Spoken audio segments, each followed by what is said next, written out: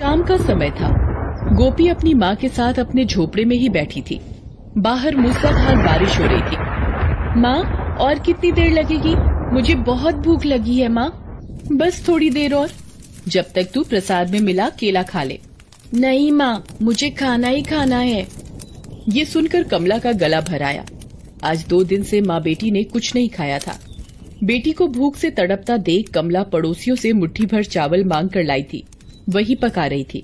हे भगवान, पिछले साल सूखे की वजह से केले की सारी फसल तबाह हो गई थी और इस साल अंकुर निकलते ही इतनी मूसलाधार बारिश हुई कि सारी खेती बह गई। और कितनी परीक्षा भगवान। अभी वो चावल उतार कर गोपी को खिला ही रही थी कि बाहर दरवाजे पर कुछ आवाज हुई।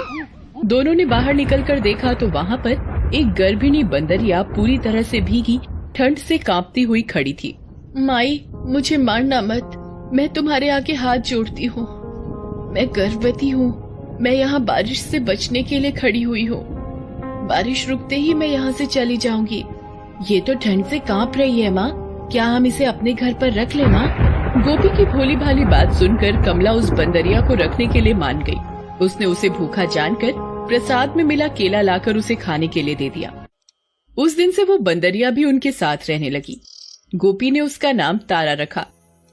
जो भी रूखा सूखा मिलता कमला पहले गर्भवती तारा को देती, फिर गोपी को, बाकी जो बचता खुद खाती। हालांकि तारा गर्भिणी थी और ज्यादा दूर नहीं चल पाती थी, मगर वो भी कभी कभी उनके लिए जंगल से कंदमूल फल ले आती थी।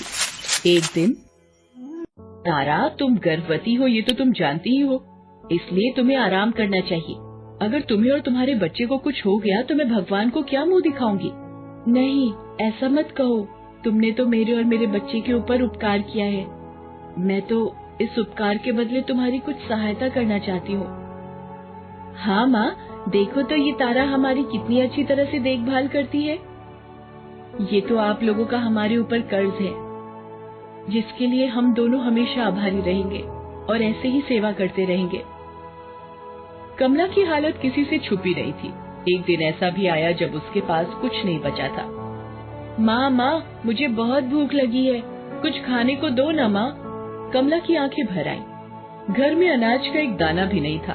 तारा और गोपी उसे बड़ी आस भरी आंखों से देख रहे थे कि वो उन्हें कुछ खाने को देगी। तुम दोनों थोड़ी देर रुको, मैं अभी कुछ लेकर आती हूँ। इतना कहकर कमला वहाँ से निकल गई। तारा और गोपी घर पर उसका इंतजार करने लगी। तारा को गए 2 घंटे से ऊपर हो गए थे। तारा, माँ अभी तक नहीं आई, मुझे बहुत भूख लगी है, चलो ना कुछ खाने को ढूंढते हैं।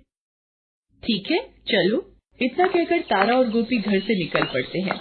काफी देर चलते रहने और लोगों से मांगने के बाद भी उन्हें कोई खाना नहीं देता है। फिर दोनों हनुमान जी के एक मंदिर के पास पहुँचती हैं। भूख से परेशान अबोध तारा और गोपी वहाँ से एक अमरूद उठा लेते हैं। तभी मंदिर के पुजारी की उन पर नजर पड़ती है। ए लड़की, ये क्या किया? भगवान के प्रसाद को दूषित कर दिया और गंदे जानवर को भी लेती आई। चलो निकलो यहाँ से, निकलो। बाबा जी, एक फल ले जाने दीजिए, बहुत भूख लगी है। मैंने कहा ना, कुछ नहीं मिलेगा। और वो उसके हाथ से फल छीन लेता है। तारा और गोपी निराश होकर वहाँ से निकल पड़ते हैं। मंदिर में पूजा फिर से शुरू हो जाती है। अभी थोड़ी ही देर हुई होती है कि पुजारी चिल्लाने लगता है। अरे गजब हो गया, गजब! भगवान की सोने की माला किसी ने चुरा ली। हे भगवान, ये कैसा अनर्थ हो गया? ओहो। कौन चुरा सकता है भगवान की माला पुजारी जी? जरूर ये उसी लड़की और उसकी बंदरिया का काम होगा जो अभी थोड़ी देर पहले यहाँ आए थे। ओहो। तब तो वे ज्यादा दूर नहीं गए होंगे। चलो चलो, चलकर उन्हें पकड़ते हैं। इतना कहकर वे उन्हें ढूंढने के लिए निकल पड़ते हैं। तारा और गोपी वहीं थोड़ी दूर एक पेड़ के नीचे उदास बैठी थी। लोगों को देखकर दोनों चौंक जाते हैं। लगता है गोपी की पूजा समाप्त हो गई है और ये लोग हमें प्रसाद देने के लिए आ रहे हैं। दोनों खुशी खुशी खड़े हो जाते हैं, मगर उनकी ये खुशी बस थोड़ी देर की थी। भगवान की माला चुराती है, चोटी कहीं की। हमने नहीं चुराई है। झूठ भी बोलती है। ठहर, अभी बताता हूँ तुम लोगों को मैं। इतना कहकर पुजारी उन्हें मारने के लिए एक छड़ी उठाकर गोपी की ओर बढ़ता है। ये देखकर तारा बंदरिया पुजारी पर झपट पड़ती है। पुजारी अपनी छड़ी घुमाकर तारा को दे मारता है। चोट खाकर तारा जमीन पर गिर पड़ती है। हनुमान जी, कहाँ हो आप? अपने भक्तों की लाज बचाने जल्दी आइए। भीड़ जमा देख वहाँ कमला भी आ जाती है। वो अपनी गोपी पर छड़ी बरसते देख उसे बचाने दौड़ पड़ती है। तभी छड़ी चलाते हुए पुजारी का हाथ किसी ने पकड़ लिया और उसे उठाकर वहीं पटक दिया। लोगों ने देखा तो उनकी आंखें फटी की फटी रह गईं। उसके सामने स्वयं हनुमान जी खड़े थे। दुष्ट पापी, माला तूने चुराई और कष्ट मेरे भक्तों को देता है। क्या समझा कि मैं बस पत्थर की मूर्ति भर हूँ? क्या कहना है तुम्हारा इस पर? प्रभु, मुझे माफ कर दीजिए, मैं स्वार्थी हो गया था। मैं आपकी माया समझ नहीं पाया प्रभु, मैं समझ नहीं पाया। मेरे नाम पर लोगों से पैसे ऐंठ, उससे शराब और मांस का सेवन कर उस पैसे का दुरुपयोग करते हो, उसके बारे में मुझे क्या पता नहीं है? अधर्मी। गांव के लोग भी ये बातें सुनकर हैरान हो जाते हैं। इतना बड़ा पाप, इसे तो भगवान की सेवा करने का कोई अधिकार ही नहीं है।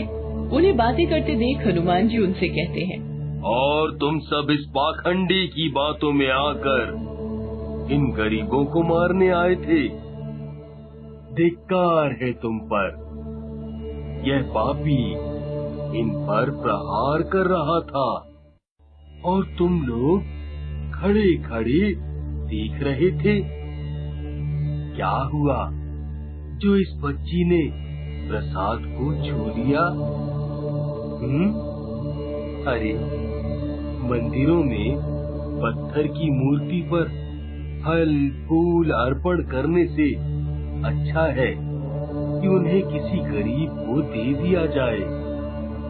दरगाहों में चादर चढ़ाने से अच्छा है कि किसी गरीब के बदन को ढकने के लिए कपड़े दिए जाएं।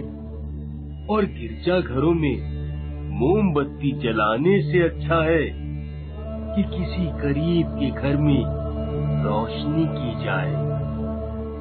मगर अफसोस, इस सच्ची भक्ति को छोड़कर तुम इन जैसे पाखंडियों की बातों में आकर सिर्फ ढकोसले करने में लगे हो। सच्ची भक्ति सीखनी है तो मेरी इस भक्त कमला से सीखो। खुद के पास कुछ ना होते हुए भी इसने एक लाचार गर्भिणी बंदरिया को अपने यहाँ आश्रय और सहारा दिया। इतना कहकर हनुमान जी अपने आशीर्वाद से गोपी और तारा की सारी पीड़ा गायब कर देते हैं और वे भले चंगे हो जाते हैं। ये देखकर पुजारी पुनः हनुमान जी से माफी मांगते हुए कहता है, मुझे माफ कर दीजिए प्रभु। आज से मैं भी आपके बताए रास्ते पर चलकर 3 और जरूरतमंद लोगों की सहायता करूँगा। हाँ, यही मेरे लिए तुम सबकी सच्ची भक्ति होगी। तुम सबका कल्याण हो। जय श्री राम। बोलो बजरंग बली की जय। बजरंग बली की जय।